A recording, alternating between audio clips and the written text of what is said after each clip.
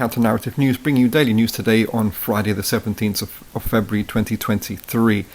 The Chagos Islanders are demanding reparations and a formal apology from the UK state for having been expelled by the UK in 1968 from their homeland island.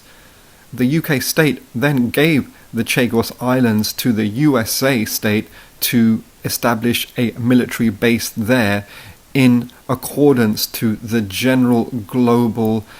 military monopoly of power that the US and UK were going for in the post-Second World War period, to attempt to contain the radical socialist anti-colonial forces that were being conducted across the world against Western domination. Going to West Africa and Nigeria,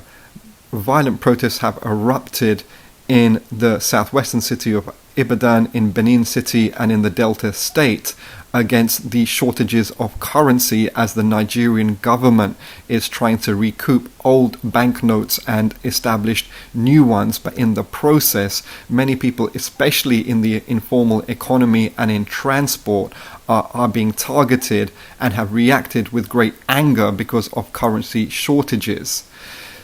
These kind of policies around pushing for a cashless economy or limiting cash is in the interests of the richest, most monopoly of capital interests, be it in Nigeria or India and other countries impacted. It really is a way for the state to further monopolize economic control and centralization at the expense of the working masses. Going over to China, there's been protests in Wuhan and Dalian by older people against the Chinese government reducing their contributions to health insurance by 2/3. This has sparked protests of mostly elderly people confronting the authorities, having a push and shove with police lines, singing radical socialist songs such as the Internationale. All of this points to a growing class struggle and intensification of which within China, as the rate of growth that China has seen in the previous 2 decades starts to slow down, that the demographic crisis is emerging in terms of the Chinese population contracting and a growing aging population and growing economic crises, which is not delivering the kind of lifestyle and terms and conditions in employment and housing, education, etc., that the Chinese people feel that they deserve. China is seeing an increased uptick of protests around these issues, with protests a few months ago against the zero COVID policy, which led the Chinese state to quickly do a 180-degree turnaround on the COVID policy and to remove the zero COVID policy. As we go forward and as the West intensifies its military squeezing of China by use of the breakaway island state of Taiwan, these class struggles and class antagonisms will continue to intensify, and really the only way out of this situation is for the Chinese workers and peasants to gain more control over their lives, economy, and the defense of their state. On this day in 2011, that's February the 17th,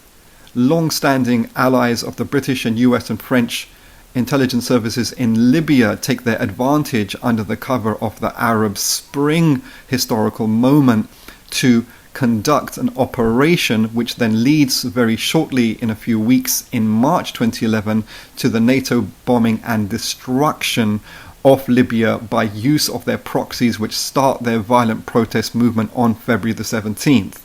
In late 2009, the Financial Times bemoans that the quote-unquote problem with the Libyan Jamahirian socialist state of Muammar Gaddafi was its quote-unquote resource nationalism, i.e. it uses its oil wealth not for the benefit and the profiteering of Western-based oil and energy companies, but for the socialist upliftment of the Libyan workers and peasants and to conduct Pan-Africanist projects across the continent. This was clearly too much of a threat strategically to Western interest as they go into a intensification of global competition as a result of capitalist crisis, and Libya was destroyed, leading to great destabilization across the region and the imposition of a violently racist and exploitative death squads and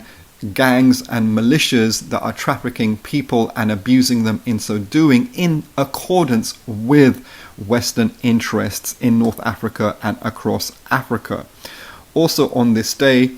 in 1942, Huey Newton was born in Monroe, Louisiana. He went on to initiate and lead in October 1966 the radical Marxist and radical Black Power organization of the Black Panther Party for Self-Defense, which organized tens of thousands and hundreds of thousands of people in black working class communities and other communities around issues of radical anti-colonialism in support of struggles, for example, of the Palestinians, the Cubans, the people of Mozambique and other struggles across Africa and Vietnam, and also organize mass Serve the People program, delivering dozens of programs for free for working class people in a strategy of mobilization and politicization against the US racist state. Also on this day, it's February the 17th in 2021, Mouayed Bashir in Newport, South Wales, loses his life after police contact. He suffered a mental health episode during which his family called the ambulance, expecting there to be assistance around healthcare for Mouayed Bashir. Instead, the police arrive and conduct a violent assault in which, unfortunately, he lost his life. The friends and family of Mouayed Bashir and also Mahmoud Hassan, who also died in South Wales at a similar time by hands of police, they continue to conduct their quest for justice around the loss of their family members. And we encourage everyone to support theirs and other family and friends who have lost their family and loved ones around racist police brutality and violence. That was Counter-Narrative News, bringing you daily news today. Please continue to support us. It's the only daily news and analysis service that's independent, non-funded, and absolutely loyal to and through the lens of the working masses in terms of working class and black emancipation and anti-colonialism